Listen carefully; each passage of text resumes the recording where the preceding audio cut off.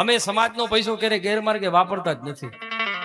સમાજને કદાચ એવું લાગતું હોય, અમુક અમુક સમાજને આમ ચશ્મા સાફ ન થવાનું બરોબર તો લાગે કે આ સાધુ સંતો ને આ બ્રાહ્મણો ને આ કથાકારો ને એ બધા પોતાના પૈસે પોતાના જલસા.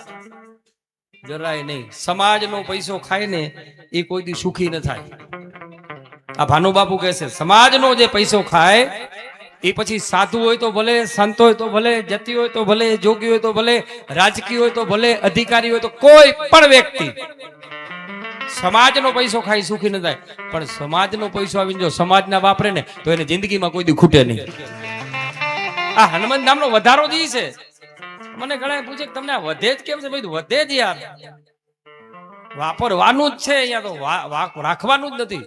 આ 24 કલાક ભંડારો ચાલુ. કોઈ દી એમ કે હનુમાન ધામ ક્યાંય ચોપડી લઈને નીકળ્યું ફાળો કરવા, ક્યાંય બુકલીને કીધું કોઈને શરમાયા કે ધનજીભાઈ કોકને કહેજો 5 બાચકા ઘઉં ના નાખી દે? નહીં. કોઈને કીધું 5 ડબ્બા તેલ, કોઈને કીધું 5 ડબ્બા તેલના? નહીં. અરે જો આવડા મોટા હનુમાનજીની મૂર્તિ બેહારીને જો માંગવા જવું પડે ને તો ઘર ભેગા થઈ જવાય. એને ચિંતા હોય. બીજી વાત, આટલા બધા લોકો હજારો કિલોમીટર કાપીને આવે છે, કોઈની આંખ નથી ઉઠી સાહેબ. આ શ્રદ્ધા, એ શ્રદ્ધા એ વિશ્વાસ છે. અને શ્રદ્ધા ને વિશ્વાસ છે ત્યાં કોઈ પુરાવાની જરૂર નથી.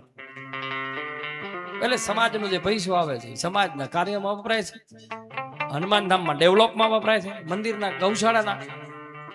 અને કોઈ દિવસ નેવર, હું જ્યારથી શીખો ત્યારથી પૈસા ભેગા કરવાની વૃત્તિથી ક્યારેય કોઈ કાર્યક્રમ નથી કરતો.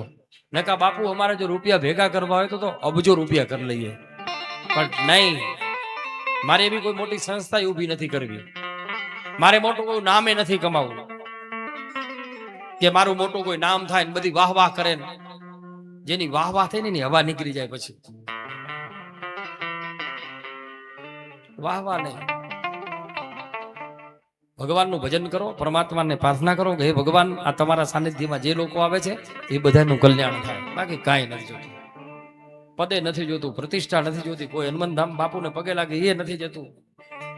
યા તો હનુમાનજીને પગે લાગો એટલે બધું કામ થઈ ગયું.